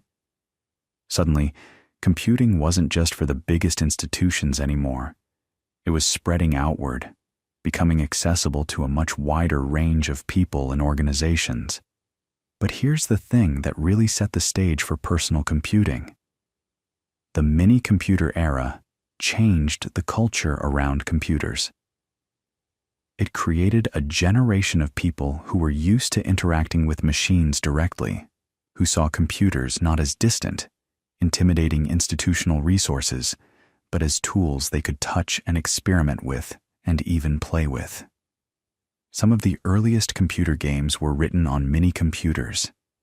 The famous Space War, one of the first real video games, was created on a PDP-1 at MIT in 1962 by Steve Russell and a group of fellow students and researchers.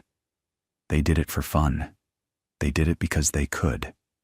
And that spirit, that sense of playful exploration, of computing as something personal and creative, would become the animating force behind the personal computer revolution. Now, the technological key that made personal computers truly possible was the microprocessor.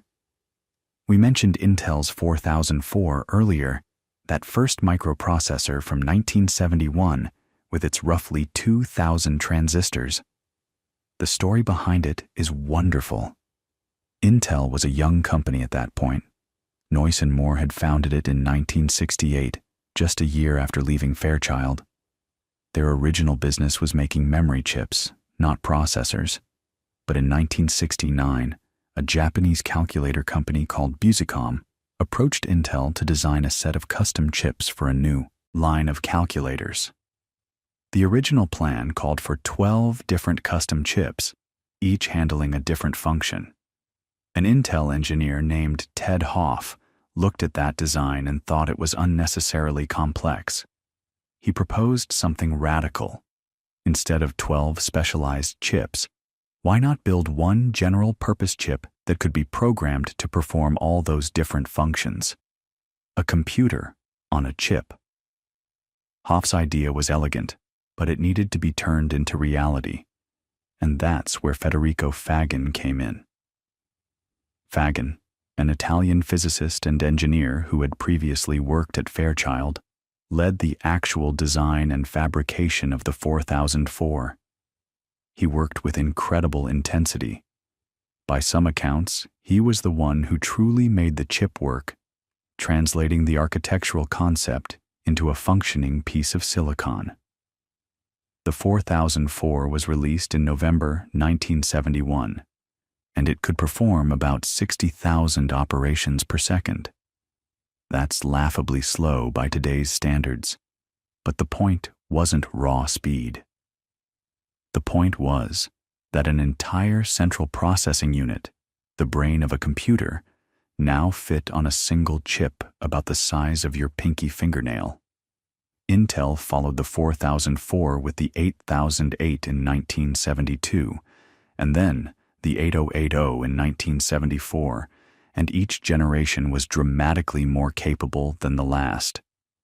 The 8080 is particularly important because it became the heart of what many people consider the first true personal computer, the Altair 8800, which appeared on the cover of Popular Electronics magazine in January 1975. The Altair was sold as a kit by a small company in Albuquerque, New Mexico, called MITS, founded by Ed Roberts. It cost $397 in kit form, which was astonishing.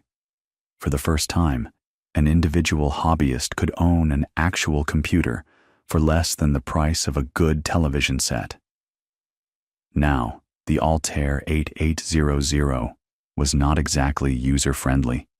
When you assembled it, what you had was a metal box with a front panel covered in toggle switches and tiny red LEDs. There was no keyboard, no screen, no storage.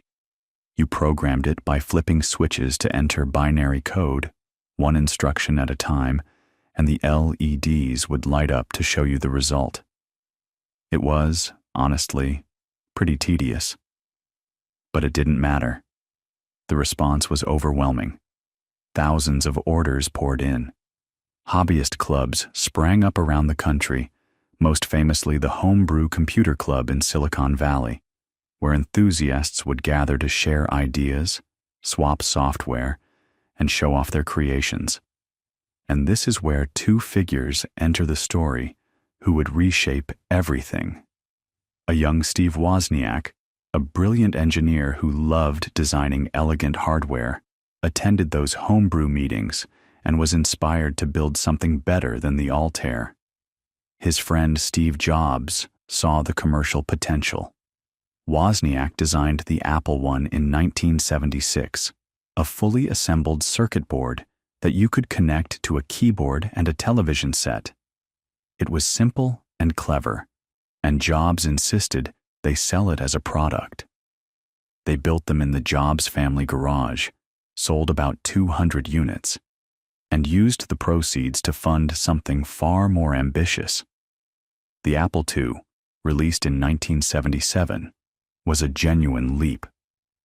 Wozniak's engineering was remarkable. He had a gift for achieving complex functionality with minimal components, which kept costs down and reliability up. The Apple II came in a sleek plastic case, had a keyboard built in, could display color graphics, and had expansion slots so you could add capabilities over time. It looked like a product, not a science project. And when a program called VisiCalc, the first electronic spreadsheet, was released for the Apple II in 1979, suddenly businesses had a reason to buy personal computers. VisiCalc alone is credited with selling hundreds of thousands of Apple IIs. For the first time, a computer wasn't just a hobbyist toy or an institutional tool. It was a practical business machine that could sit on an accountant's desk and do something genuinely useful. IBM, the giant of the computing industry, watched all of this with growing concern. They had dominated the mainframe world for decades, but personal computers were a market they'd completely missed. In 1980, IBM launched a crash program to develop their own personal computer, and in a fateful decision driven by speed, they chose to build it from off-the-shelf components rather than designing proprietary hardware. They used Intel's 8088 processor. And for the operating system, they turned to a tiny company in Seattle run by a young Bill Gates, Microsoft. Gates didn't actually have an operating system ready, so he acquired one from a local programmer named Tim Patterson, adapted it, and licensed it to IBM as PC-DOS. Crucially, Microsoft retained the right to sell the same operating system to other manufacturers under the name MS-DOS. This turned out to be one of the most consequential business decisions in the history of technology. Because IBM had used standard components and because Microsoft could license the operating system to anyone, other companies could build machines that were compatible with the IBM PC. They were called clones, and companies like Compaq, Dell, and countless others flooded the market with IBM-compatible personal computers. Competition drove prices down and innovation up. Within a few years, the IBM PC and its clones had become the dominant standard for personal computing worldwide. And here's what's quietly amazing about all of this. Every one of those machines, from the Altair to the Apple II to the IBM PC to the laptop you might use at work tomorrow, operates on the same fundamental principles that Turing described in 1936 and that von Neumann formalized in 1945. They're stored program computers. They fetch an instruction from memory, execute it, and move to the next one. The instructions are stored as binary numbers, ones and zeros, represented by transistors switching on and off, just as Claude Shannon showed was possible with his master's thesis back in 1937. The layers of abstraction have grown enormously: operating systems, graphical interfaces, networks, the internet. But underneath all of it, the core mechanism is the same. By the late 1980s and into the 1990s, personal computers were becoming genuinely ubiquitous. Prices kept falling, capabilities kept rising, Moore's law kept marching forward.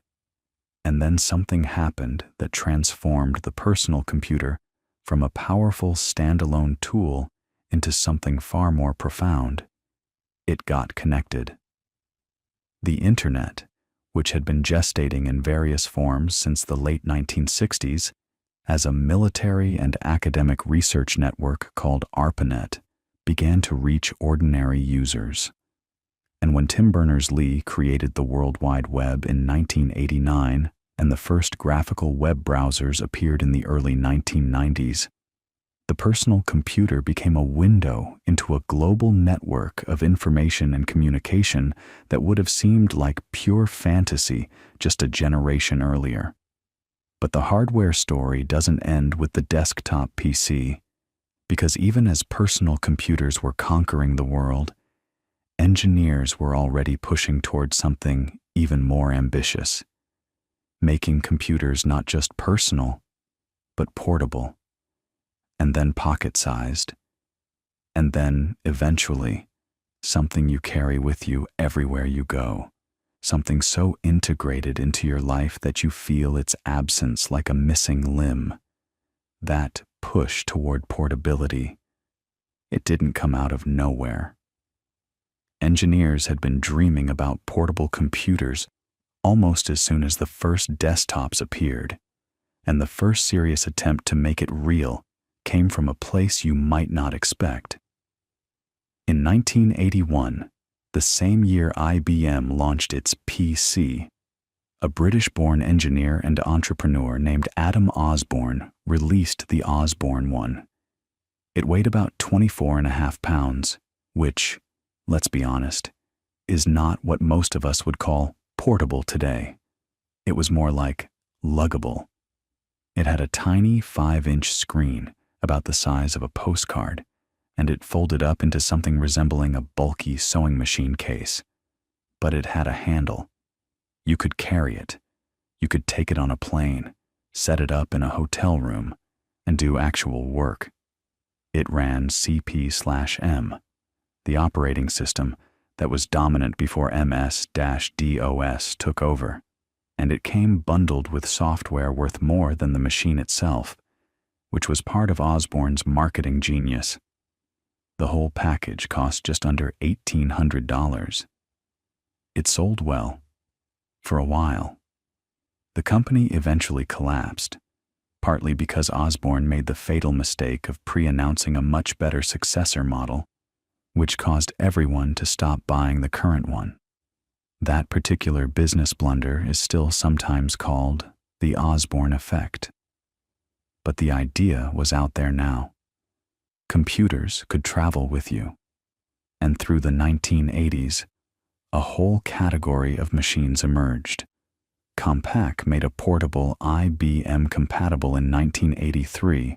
Drydie Systems produced the Dryd Compass, which was arguably the first true laptop with its clamshell design and flat electroluminescent display. NASA actually used grid compass computers on space shuttle missions. Then came machines from Toshiba, from Zenith, from NEC, each one a little lighter, a little thinner, with a slightly better screen and slightly longer battery life. The engineering challenges were immense. You had to take everything that made a desktop computer work, the processor, the memory, the storage, the display, the keyboard, the power supply, and compress it all into something you could fit in a briefcase. And it had to run on batteries, which meant every component needed to sip power instead of gulping it. This is where a technology we haven't really talked about becomes crucial: the liquid crystal display, the LCD. Desktop computers used cathode ray tubes, those big glass vacuum tubes that fired electron beams at a phosphor-coated screen. They were heavy, deep, power-hungry, completely impractical for a portable machine. LCDs worked on an entirely different principle. They used liquid crystals, these fascinating molecules that can be twisted or untwisted by applying a small electric voltage which changes how they interact with polarized light. By sandwiching a thin layer of liquid crystal material between two polarizing filters and controlling the voltage at thousands of individual points, you could create an image using almost no power and in a panel just a few millimeters thick. The technology had been around since the late 1960s. RCA did some of the early research, but it took decades of refinement to make LCD screens that were sharp enough, fast enough, and large enough for a computer display. By the early 1990s, active matrix LCDs using thin film transistors were becoming viable, and that was a game changer for laptops. Each pixel got its own tiny transistor to control it, which made the image dramatically sharper and more responsive. And here's the thing about laptops. They drove innovation in ways that fed back into the entire computing ecosystem. The demand for lighter, more power-efficient processors pushed Intel and other chip makers to develop mobile versions of their chips. The demand for smaller, higher-capacity storage drove advances in hard drive miniaturization and eventually led to solid-state drives. The demand for better batteries pushed lithium-ion technology forward. Every constraint imposed by portability became a forcing function for engineering creativity. By the mid-1990s, laptops were genuinely useful machines. They weren't as powerful as desktops, and they cost more. But for business travelers, for journalists, for students, the freedom of being able to compute anywhere was worth the trade-offs. And Moore's law kept working its magic. Every couple of years, the processors got faster, the screens got better, the batteries lasted longer, and the prices came down. The laptop went from a luxury business tool to something millions of people owned. But even as laptops were maturing, another thread was weaving itself into the story: mobile phones.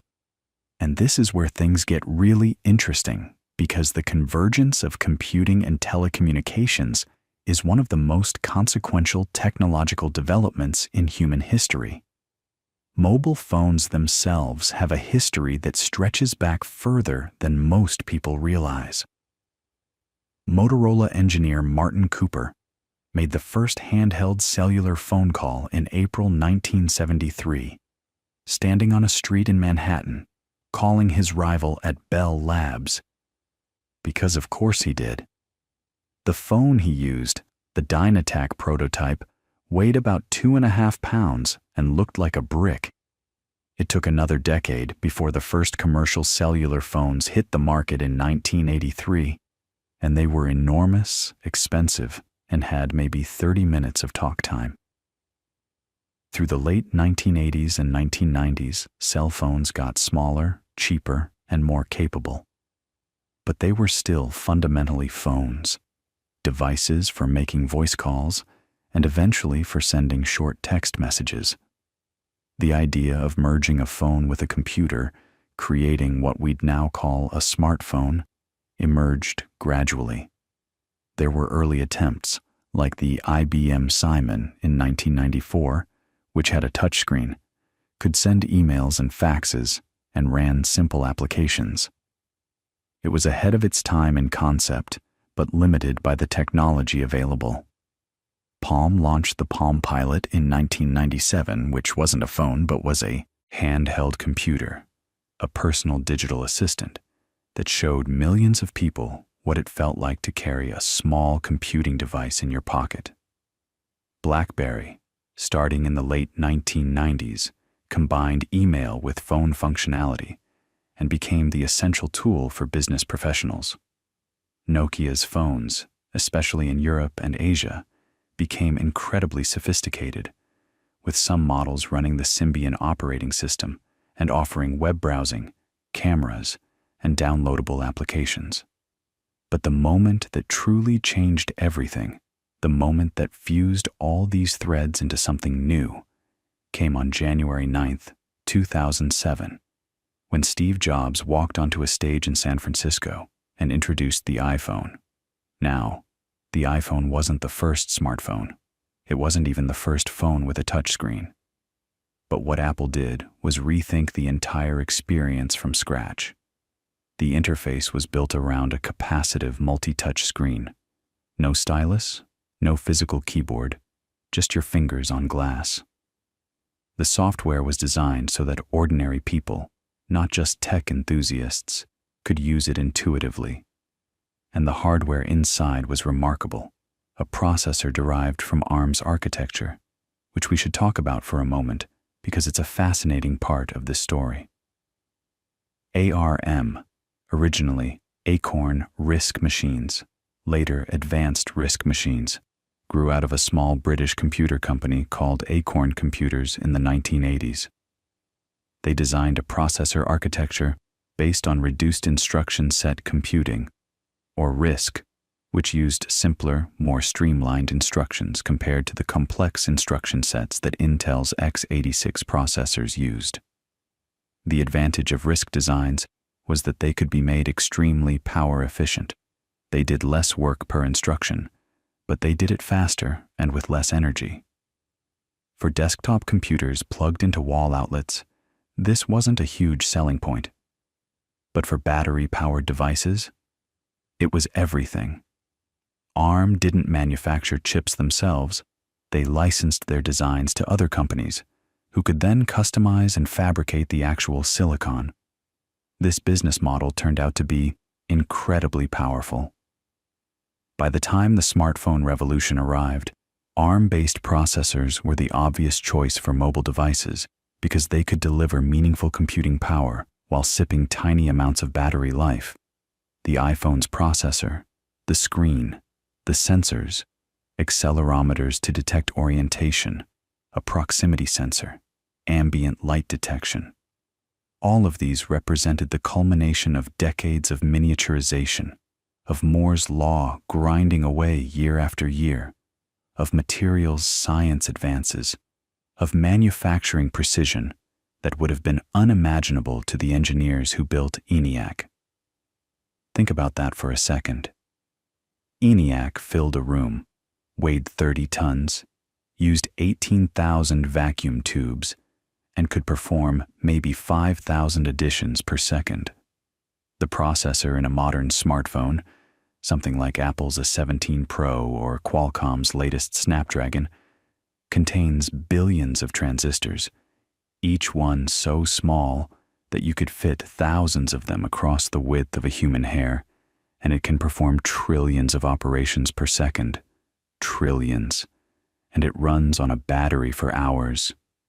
That progression, from room-sized to pocket-sized, from thousands of operations to trillions, from vacuum tubes to transistors etched at scales measured in nanometers, that's the hardware story of computing in its most compressed form. And it happened in roughly 70 years, less than a single human lifetime. The smartphone, once it arrived, didn't just shrink the computer. It transformed what a computer meant. It became a camera, a map, a music player, a wallet, a health monitor, a library, a communication hub. It became the primary computing device for billions of people worldwide, many of whom had never owned a desktop or laptop computer. In much of the developing world, the smartphone was the first computer, the first internet connection, the first access point to the entire digital infrastructure that had been building since ARPANET. And the hardware kept evolving. Screens moved from LCD to OLED, organic light-emitting diodes, where each pixel produces its own light, eliminating the need for a backlight and enabling thinner displays with richer colors and true blacks. Storage shifted from spinning hard drives to flash memory, the same fundamental technology that makes USB drives work, based on floating gate transistors that can trap electrical charge and hold it even when power is removed. Wireless communication advanced through successive generations, 3G, 4G, 5G, each one requiring more sophisticated radio hardware, more precise antenna design, more complex signal processing, and underneath all of it, The transistor kept shrinking. Intel, TSMC, Samsung, the world's leading chip makers, pushed fabrication processes from hundreds of nanometers down to tens, then single digits. By the early 2020s, TSMC was manufacturing chips at what they called 3-nanometer process nodes. Now, those numbers don't correspond exactly to any single physical dimension on the chip anymore. The naming has become partly marketing. But the density of transistors packed onto a single chip has continued to climb in ways that would have astonished even Gordon Moore. A modern high-end processor can contain over 100 billion transistors on a piece of silicon smaller than your thumbnail. But here's something worth sitting with as you drift toward sleep tonight. For all the staggering complexity of modern hardware, the billions of transistors, the nanometer scale fabrication, the exotic materials, the three-dimensional chip architectures, the fundamental logic hasn't changed.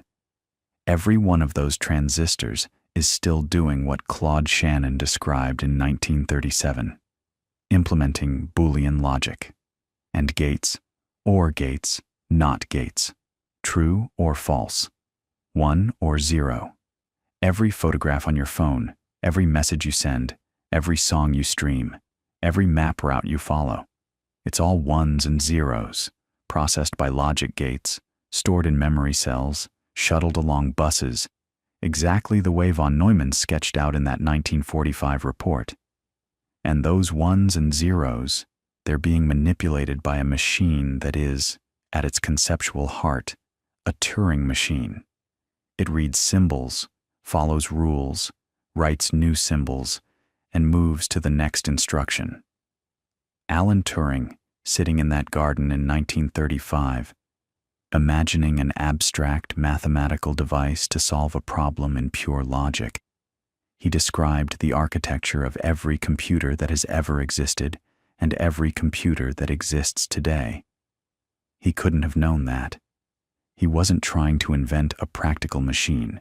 He was trying to answer a question about the limits of mathematics. But in doing so, he drew the blueprint for the digital world. So as you lie here, maybe feeling the weight of sleep starting to settle in, think about the quiet miracle of the journey we've traced together tonight. From Mesopotamian clay tokens pressed into wet earth 5,000 years ago, to Pascal's clicking brass gears, to Jacquard's punched cards weaving silk patterns, to Babbage's impossible dream of an analytical engine, to Ada Lovelace seeing that a machine could do more than calculate, that it could compose music, could manipulate symbols of any kind.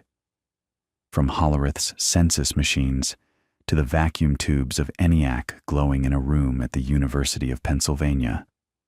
From Shockley's temper and the quiet rebellion of 8 young engineers in Mountain View, to Jack Kilby's first crude integrated circuit wired together on a piece of germanium, from the Altair 8800 on the cover of Popular Electronics to the iPhone in your pocket, every step built on the one before it. Every breakthrough depended on materials that someone else figured out how to refine, on mathematics that someone else proved decades earlier, on manufacturing techniques that someone else perfected for a completely different purpose. The history of computer hardware isn't really the story of any single genius, though there were plenty of geniuses in it. It's the story of accumulated human ingenuity, layer upon layer, generation after generation, each one standing on the shoulders of the last and reaching just a little bit higher. And the beautiful thing is, it's not finished. It's never finished. Right now, tonight, somewhere in the world, an engineer is staring at a screen, or scribbling on a whiteboard, or running a simulation, trying to figure out the next step. Maybe quantum computing, maybe neuromorphic chips that mimic the structure of the human brain, maybe new materials beyond silicon, maybe architectures we haven't imagined yet. The story goes on. It always goes on. But you don't need to think about that right now. You've followed a thread that stretches across 5,000 years of human cleverness and stubbornness and curiosity, and that's more than enough for one night. The machines will still be there in the morning, humming quietly, switching their billions of tiny transistors on and off, ones and zeros, doing exactly what they were designed to do. And you can rest now, knowing just a little bit more about how all of it came to be. How the simple act of counting on fingers and scratching marks in clay led, through an improbable chain of invention and accident and determination, to the extraordinary world of computing that surrounds you. Let that thought settle gently, like the last instruction in a very long program finally reaching its halt state. And sleep well,